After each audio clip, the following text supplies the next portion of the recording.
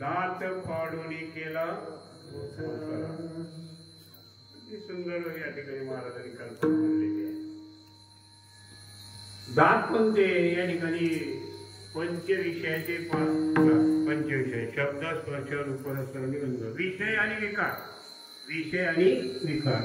विषयामुळे आणि विकारामुळे या जीवाला काय परमेश्वरापासून अलग व्हावं लागतं. परमेश्वराची आठवण येत नाही.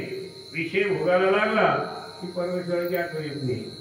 जे काय रूप डोळे कशाकरता दिलेले रूप पाहण्यासाठी. रूपाचा दिले हातपाय काना डोळे मुख बोलायचे नाही तू जोडायचे हे विषय भोगण्यासाठी. कानाने काय करायचं देवाचं नामस्मरण ऐकायचं. हाताने देवाची पूजा करावी. हे तुकाराम महाराजांचं आपल्या इंद्रियाला असं हे केली होती डिमांड केली होती आज्ञा केली होती महाराज. हे जे महादेवाचे गोड नाम तुम्ही घ्यावे तुझं पाल विठोबाचे तुम्ही ऐकाय कान माझ्या विठोबाचे मला तिथे धावी राही विठोबाचे.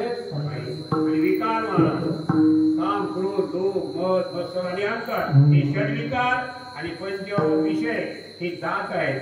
हे दात संतांच्या संगतीमुळे पडून जातात महाराज. न पाडता पडून जातात.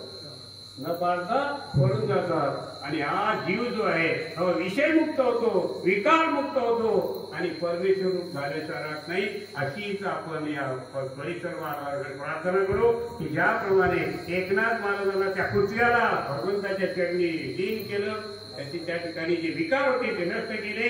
हे पुरेश्वर भगवंता आमच्या ठिकाणी जर काही विकार राहिले असतील ते देखील दूर कर हीच तुला या ठिकाणी प्रार्थना करूया. या ठिकाणी आपण सेवा दिली तर का